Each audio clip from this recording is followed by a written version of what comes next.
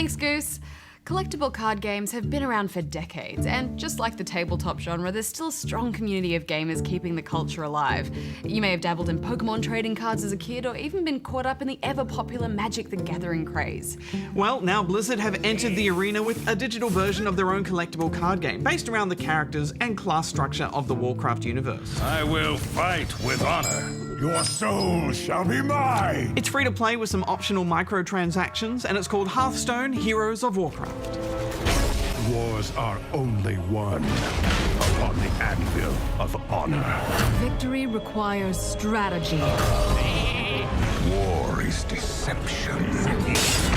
Only raw power can assure total dominance. But of course, you could forget all that and just have fun!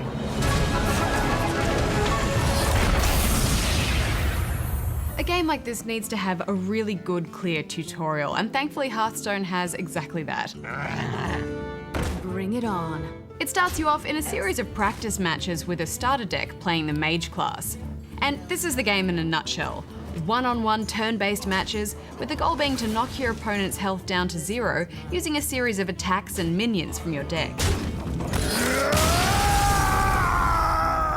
Once you've completed the tutorial modes, the Mage will be unlocked for you to play with, either in the practice mode against AI opponents or online against real players. You must beat an online player or AI opponent of each individual class in order to unlock them, to play them for yourself. The light shall bring victory. There's some really nice style to the way they've designed these matches. An advantage of playing a digital version of a card game such as this one is that all the sounds and animations that play out as each round occurs really help to cement the rules and orders of play in your mind. Job done. It just makes the basics of the game so easy to pick up because you're never unsure of what you are or aren't allowed to do next, or why you can't play a certain card. I can't play that. I agree, and plus the sound bites are all wonderful nostalgic throwbacks from throughout the Warcraft series, which is great. Someone call for the doctor. Job's done. Ah, so many memories. Here we go. I will say though, playing on PC makes me a lot more impulsive than playing with a physical deck. Hearthstone is digital only at present, but we have dabbled a little bit in Magic the Gathering with actual physical decks, and I think when you've got cards in your hands, you're a lot more considered with your approach to a match. Here, I often find myself speedily clicking my way into some pretty foolish plays. Yeah, it's very easy to get overconfident, isn't it? But I love it when you know exactly which cards you want to play, and then you hit them all out there, and then you hit end turn even before the animations are finished playing out. Destruction. Once you've unlocked a few decent cards from winning matches and leveling your character, you start to look pretty pimped out, and a few good rounds will have you feeling invincible. That is, until you encounter a player who really knows what they're doing. Someone who anticipates your moves, withholds powerful cards until just the right moment, and can turn the tables and obliterate you in a few swift moves.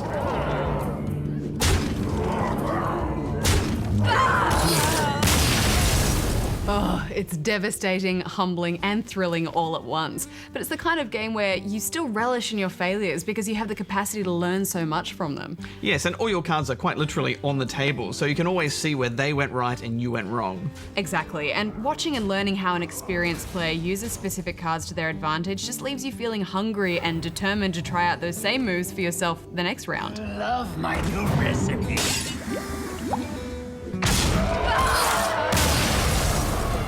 Gotta say, I got ridiculously hooked on this game, ridiculously fast. Yeah, me too. And there's so much room to personalize your playstyle, which I liked.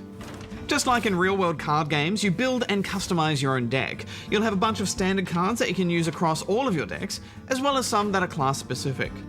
You don't need to have a working knowledge of the World of Warcraft class system, but the way they've interpreted them into this turn-based format is really clever. Yeah, I was really impressed with how familiar it all felt, even though the genre of game is quite different. Yeah, well, they've made the same sorts of rules apply, so it just makes sense. Yeah.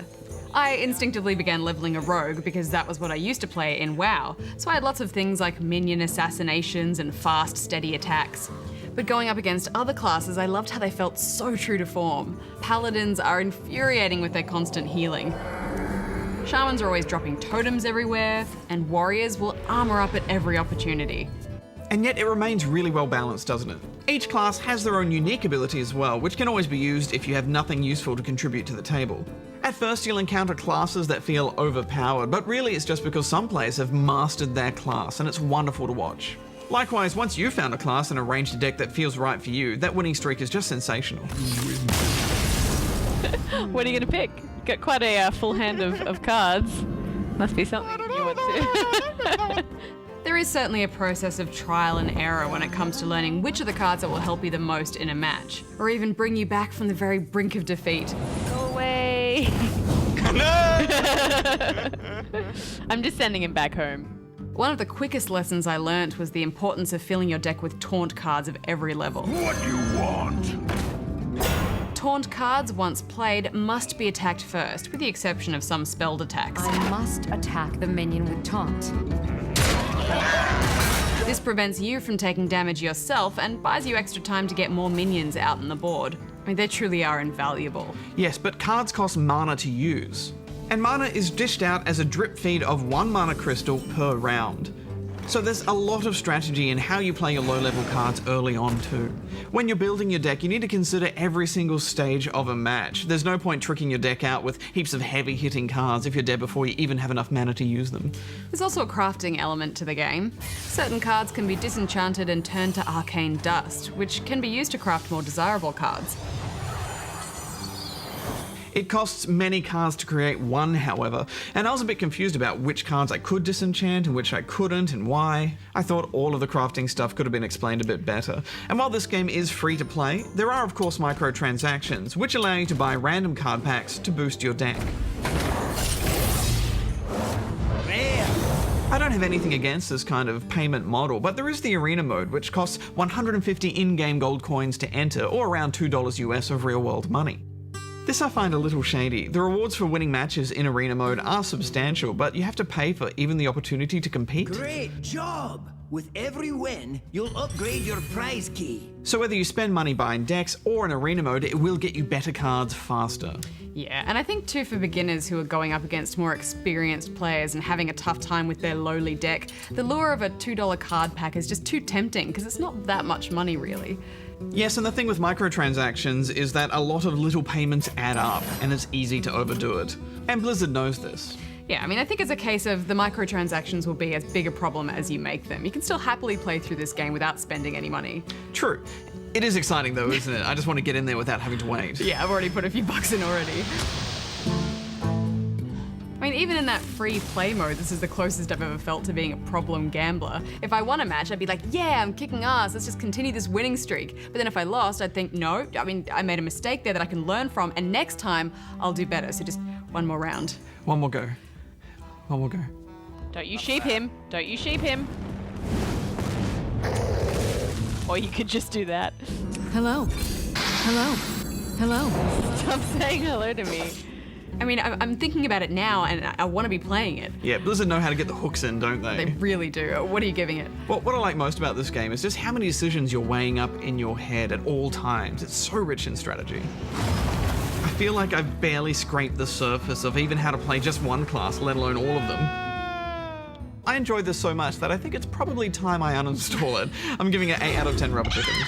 I just found the learning process of Hearthstone so enjoyable because even in my most spectacular defeats, I was still having a good time. And it made my victories that much sweeter because I felt myself learning and improving. I can't wait to get back in there. I'm giving it 9.5.